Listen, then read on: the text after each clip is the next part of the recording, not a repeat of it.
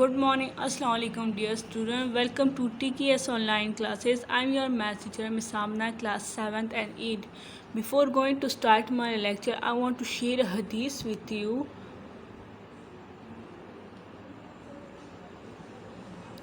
रसूल सल्लल्लाहु अलैहि वसल्लम ने फरमाया, हुस्न सलूक की सबसे ज़्यादा हकदार तुम्हारी माँ है।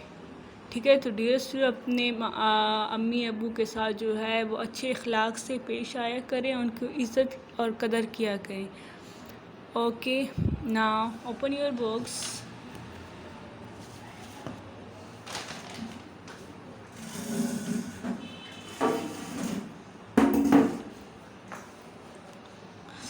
ओके, हमारा यूनिट नंबर 3 जो है वो फिनिश हो गया है। ठीक है, आज हम लोग यूनिट नंबर 4 स्टार्ट करेंगे। ठीक है, सबसे पहले मैं आपको होमवर्क का बता दूं।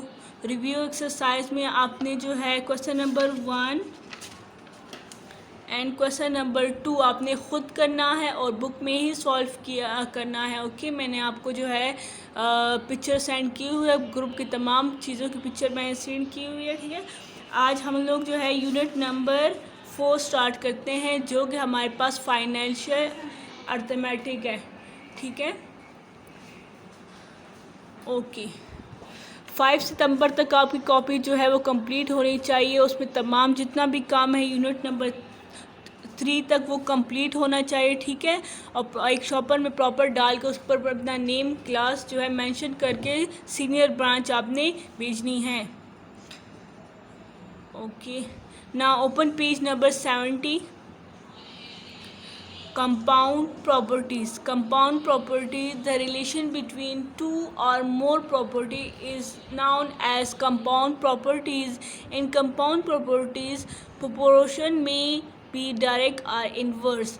यहाँ पे आज का हमारा टॉपिक जो है वो फाइनेंशियल अर्थमेटिक के बारे में है। तो उसमें सबसे पहला टॉपिक हमारे पास कंपाउंड प्रॉपर्टी है, जिसमें आपको जो है वो रिलेशन बताया जाएगा। ठीक है, डिफरेंट चीज़ों के दरमियान। अब यहाँ पे आपको जो है वो प्रोपोर्शन का जो है साइन यूज़ हुआ होगा, जो हमारे पास डायरेक्ट और इन्वर्सली रिलेशनशिप के लिए यूज़ होगा।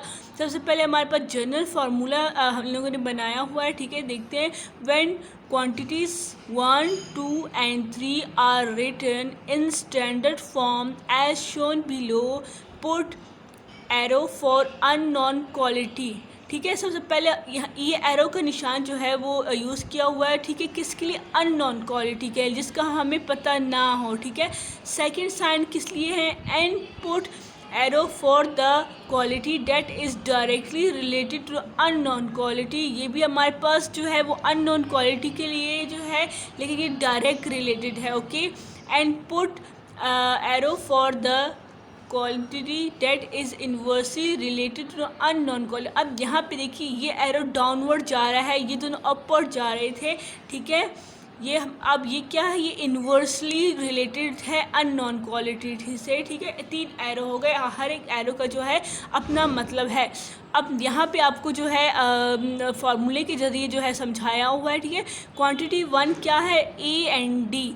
ठीक है, तो इट मीन्स कि एरो ऊपर की तरफ है, तो यानी अगर हम लोग यूज़ करेंगे तो पहले डी यूज़ करेंगे, अब फिर ए यूज़ करेंगे। फिर हमारे पास क्वांटिटी 2 है, एरो की साइन की तरफ देखेंगे, यानी एरो किस डायरेक्शन में जा रहा है। ठीक है, उस साइन को हम लोग फॉलो करेंगे। अब यहाँ पे देखिए बी एंड ई यूज़ हुआ है, मीन्स पहले मैं बी यूज़ करूँगी फिर ई यूज़ करूँगी, क्योंकि एरो डाउनवर्ड है। अब यहाँ पे क्वांटिटी 3 है, क्वांटिटी 3 मेरे पास सी एंड एक्स है। ठीक है, लेकिन एरो जो है वो ऊपर की तरफ, तो इट मीन्स कि पहले मैं एक्स यूज़ करूँगी और फिर सी यूज़ करूँगी। अब इसी क्वांटिटी से जो है एक फार्मूला डिराइव किया हुआ है। ठीक है, then from this we can always write. अब यहाँ इस क्वांटिटी से हम लोग जो है एक फार्मूला टाइप बनाया है। ठीक है, यहाँ पे देखिए मैंने एरो ऊपर की तरफ से पहले हम लोगों ने क्या यूज़ किया? डी बाई ए। ठीक है, ये किस लिए था? डी बाई ए हो गया। ठीक है, अब नेक्स्ट क्या है? मल्टीप्लाई का साइन यूज़ किया गया है। यहाँ पे फिर क्या है? बी बाई ई, क्योंकि एरो जो है वो डाउनवर्ड्स की तरफ था, तो पहले मैं बी यूज़ करूँगी और फिर ई यूज़ करूँगी। ठीक है, तो इन दोनों क्वांटिटीज़ से ये बन गया। ठीक है, फिर इक्वल टू क्वांटिटी थर्ड क्या आ रही है? X by C. एक्स पहले इस वजह से आया क्योंकि एरो जो है वो अपवर्ड की तरफ है। ठीक है, अब ये मेरे पास क्या है, फर्स्ट वन एक्स के लिए value of the tail of the arrow, ठीक है, यानी उसकी जो एरो होगी उसकी टेल की वैल्यू होगी, ठीक है, यानी एक तो हेड होगा, एरो का हेड, और एक टेल हो गया, ठीक है। Value at the head of the arrow, ठीक है, और ये वाली एरो जो सी है वो हेड के लिए यूज़ हुआ है, ठीक है। अच्छा देखिए, क्वांटिटी मीन्स कि आपको कितने अमाउंट में ये चीज़ गिवन है, ठीक है, क्वांटिटी उसे बोलते हैं, ठीक है। यानी आपके पास फॉर एग्ज़ाम्पल आपके पास कोई चीज़ गिवन है, फॉर एग्ज़ाम्पल राइस आपके पास गिवन है, तो आपको उसकी क्वांटिटी मीन्स कि अगर आपके पास वो कितने किलो है या समथिंग, ये उसकी क्या है, क्वांटिटी हो गई, ठीक है। यानी कोई भी चीज़ आपके पास कितने अमाउंट में जो है वो प्रेजेंट है। ओके अब ये रियल लाइफ की प्रॉब्लम है जिसको आप समझ आ जाएगी इससे रिलेटेड, ठीक है, आपको इस टॉपिक की real life problems involving compound proportion partnership and inheritance. Example 195 man working 10 hours daily can finish a job in 20 days। यहाँ पे आपको डेली लाइफ की प्रॉब्लम्स बताई गई है, ठीक है। एग्जांपल नंबर 1 में कहते हैं कि मेरे पास जो है 195 जो है वो वर्किंग मैन है जो 10 घंटे काम करते हैं 20 डेज़ के लिए, ठीक है, यानी दिन के 20 दिन जो है वो हर रोज़ 10 घंटे का काम करते हैं, और कितने लोग हैं, 195 लोग हैं। How many men should be employed to finish the job in 15 days if they have worked 13 hours a day? अब यहाँ पे आपको क्वेश्चन कहा गया है कि अगर जो डेज जो है वो कम कर दी जाए, 20 के बजाय 15 कर दी जाए, ठीक है, और हॉर्स बढ़ा दिए जाए, यानी 10 घंटे काम करने के बजाय जो है वो 13 घंटे काम करें, तो उसके लिए कितने पर्सन की ज़रूरत है या कितने एम्प्लॉय की ज़रूरत है, ठीक है, तो वो आपने बताना है। अब यहाँ पे आपने देखें, यहाँ पे आपने सब तमाम जो चीज़ें थी वो आपने अलग कर लेनी है, ठीक है। Let x be the number of men required. X को हम लोगों ने क्या किया, यानी जो हम लोगों ने फाइंड आउट करना था उसको हम लोगों ने एक्स सपोज कर लिया है, ठीक है। अब यहाँ पे मेरे पास डेज सबसे पहले है, तो डेज मेरे पास कौन कौन से आ रहे थे, एक 20 डेज़ आ रहा था और एक जो है वो 15 डेज़ आ रहा था, ठीक है। तो मैं इसको इस तरीके से लिख लूँगी, ठीक है।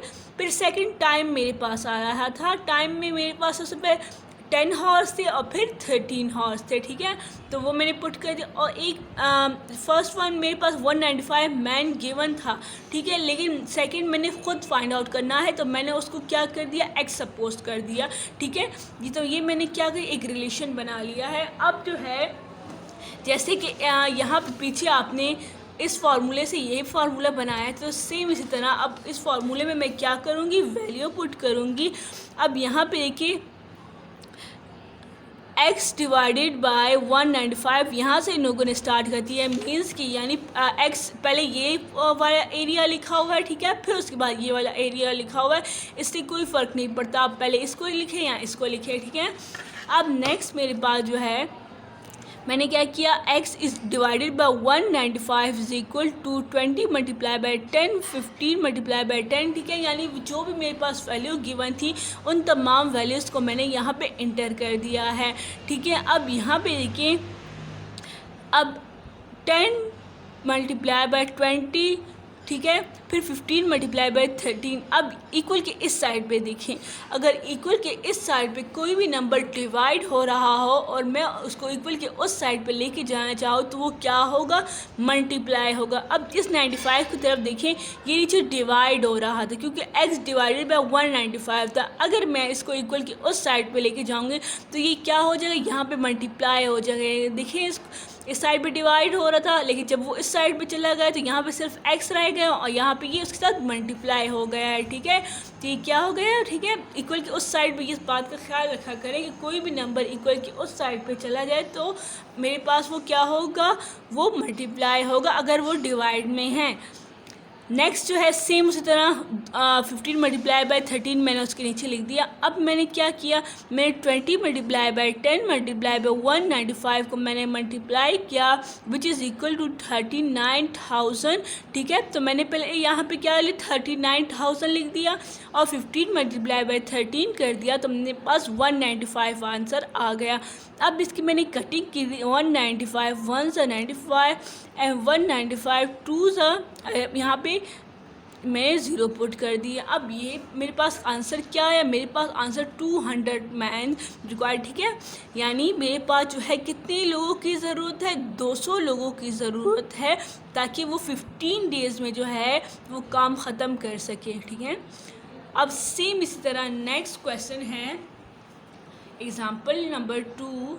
A soap factory makes 600 cartons in 9 days with the help of 20 machines.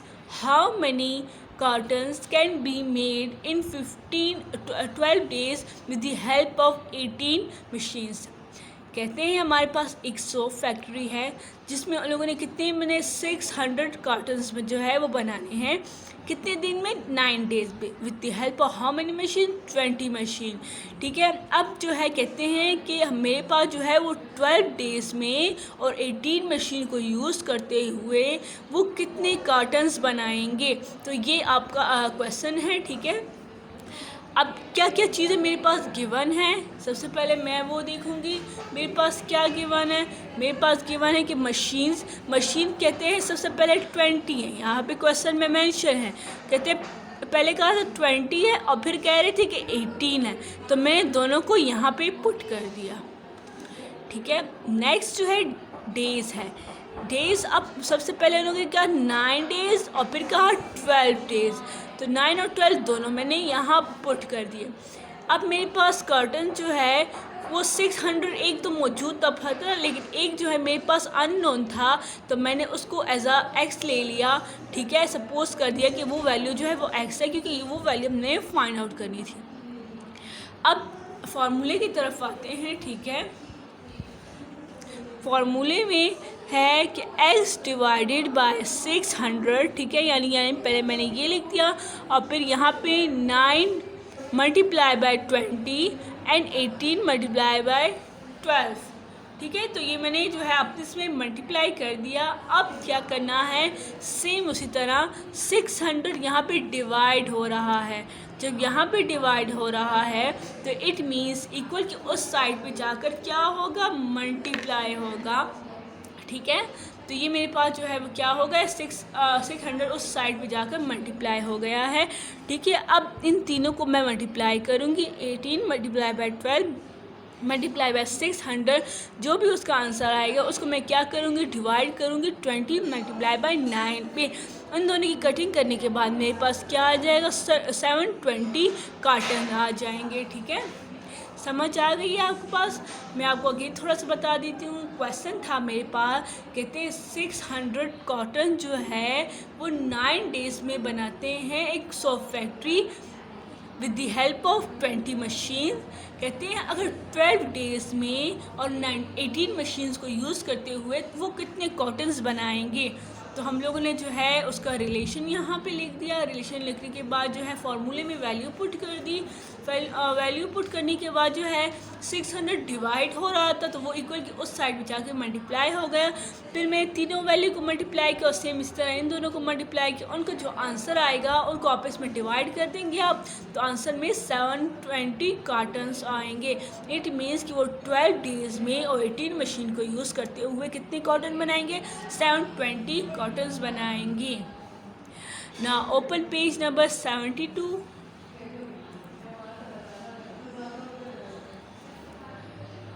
Example 3.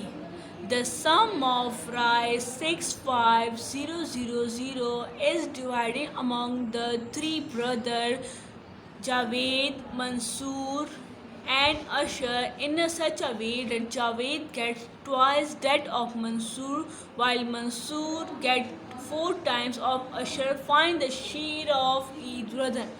अच्छा, इस क्वेश्चन में जो है 3 ब्रदर की बात की गई है। टोटल अमाउंट कितनी बताई है, 65,000। अब 65,000 को इन तीनों भाइयों में इस तरीके से तकसीम करना है कि अगर एक भाई के पास जो है एक हिस्सा आ रहा है तो उसका डबल जो है वो दूसरे के पास आ रहा है और उसका 4 टाइम जो है वो अशर के पास आ रहा है। ठीक है, अब देखिए सबसे पहले सपोज करें जावेद है, जावेद के पास जो है वो 2 है। अगर फिर कहते हैं मंसूर, उसका क्या होगा, उसका जो है उससे 3 टाइम जो है वो ज़्यादा होगा, तो मेरे पास क्या आ जाएगा, मंसूर के पास जो है वो 4 आ जाएगा, यानी 2 का उसका डबल जो है वो मंसूर के पास है, तो वो मतलब 2 का 4 हो जाएगा। अब कहते हैं मंसूर के पास जितना है उसका 4 टाइम है किसके पास जो है, अशर के पास। तो इट मीन्स कि उसका जो है आपने क्या करना है, उसके 4 टाइम में से जो है वो 1 टाइम निकाल लोगे तो 1 टाइम जो है वो अशर का आ जाएगा। ठीक है, अब यहाँ पे देखें, इधर देखें जावेद, अब यहाँ पे एक रेशो बनाई गई है कि जावेद एंड मंसूर, यानी सबसे पहले जावेद के पास क्या था, 2 था और मंसूर के पास 1 था। फिर मंसूर के पास जो है वो 4 आ गया और अशर के पास 1 आ गया। ठीक है, तो ये एक रेशो बन गया। अब यहाँ पे देखें, यहाँ पे जावेद, मंसूर और अशर की बात कर रहे हैं, तो सबसे पहले क्या किया, 2 पुट किया, क्योंकि अशर के पास सबसे पहले 2 था। फिर उसके बाद मंसूर के पास 1 था, 1 था। फिर उसके बाद जो है मंसूर के पास 4 टाइम हो गया और अशर के पास 1 टाइम हो गया। अब इन्होंने क्या किया, मल्टीप्लाई किया, 2 4 = 8 यहाँ पे पुट कर दिया, 4 1 = 4 यहाँ पुट कर दिया एंड 1 1 = 1। ठीक है, इन तीनों का रेशो बना लिया है। ठीक है, 8 4 एंड 1 मेरे पास रेशो आ गया है। अब इन क्या करना है, sum of ratio, sum of ratio क्या करना है, मेरे पास तीनों रेशो जो आए हैं इन तीनों को मैंने ऐड कर देना है, विच इज़ इक्वल टू 13। 8 + 4 + 1 = 13। शेर ऑफ जावेद, अब शेर ऑफ जावेद कितना होगा, यानी जावेद के बाद जो है वो 8 आ रहा था, तो मैंने क्या किया, 8 को डिवाइड कर दिया टोटल सम ऑफ रेशो पे। ठीक है, सम ऑफ रेशो पे डिवाइड कर दिया और मल्टीप्लाई कर दिया टोटल अमाउंट पे। टोटल अमाउंट कितनी थी, 65,000। अब 65,000 क्या करना है, सबसे पहले मैंने इसको 8 × 65,000 करना है, divided by 13 which is equal to rise 40,000। ठीक है, यानी जावेद के पास कितना शेयर आ रहा था, 40,000। अब मंसूर का क्या था, यानी मंसूर जो है वो उसका जो है वो 2% जो है वो कम आ रहा था जावेद से। तो देखते हैं उसका क्या था, share of Mansoor 4 divided by 13 multiply by 65,000, यानी उसके पास जितना रेशो उसका आ रहा था उसको हम लोगों ने डिवाइड कर दिया सम ऑफ रेशो वो and multiply by total amount. इनके हम लोगों ने सोल्यूशन की, तो मेरे पास राइस जो है वो टोटल अमाउंट कितनी आ गई, यानी इसके पास 20,000 आ गई। यानी देखिए यहाँ पे उसके पास कितनी 40 थी, लेकिन उसका दो हिस्सा जो था, दूसरा हिस्सा जो था वो मंसूर के पास था। अब चौथाई हिस्सा जो है वो किसके पास है, अशर के पास है। यानी अब हम लोग जो है मंसूर के पास जितना रुपीज़ अमाउंट आ रहा था उसको हम लोग 4 हिस्सों पे डिवाइड करेंगे, तो एक हिस्सा जो है वो किसका आ रहा था, अशर का आ रहा था। शेयर ऑफ अशर जो है वो मेरे पास 1 था, यानी उसको फिर मैंने क्या किया, सम ऑफ रेशो पे डिवाइड कर दिया और मल्टीप्लाई बाय टोटल अमाउंट कर दिया। इनको जब मैंने मल्टीप्लाई किया 1 मल्टीप्लाई बाय 65,000 डिवाइडेड बाय 30, तो मेरे पास आंसर जो है वो क्या आया, राइज 5,000। अब यहाँ पे देखिए अशर का जो है वो एक हिस्सा आया था, उसका 4th हिस्सा जो है वो मंसूर के पास आया और इसका डबल हिस्सा जो है वो जावेद के पास आया था। तो यहाँ पे आपको डायग्राम के जरिए बताया गया है, ठीक है, कि जावेद के पास कितने रुपीज़ आए, 40,000, मंसूर के पास जो है वो 20,000 एंड अशर 5,000 आए। ठीक है, ओके डियर स्टूडेंट, आज का हमारा लेक्चर जो है यहाँ पे ख़त्म हो गया है। आपने कोई भी क्वेश्चन जो है वो पूछना है, अभी आप मुझसे पूछ सकते हो। होमवर्क से रिलेटेड आपने पूछना है, ठीक है, तो भी आप मुझसे पूछ सकते हो। आपका चैप्टर नंबर 3 तक तमाम काम होना चाहिए, कोई भी क्वेश्चन आपका स्किप नहीं होना चाहिए, ठीक है। तमाम क्वेश्चन आपने नीट एंड क्लीन करना है और मुझे जो है अपनी कॉपी सेंड करनी है, ठीक है, 5 सितंबर को। Okay, dear student, thank you. Have a nice day.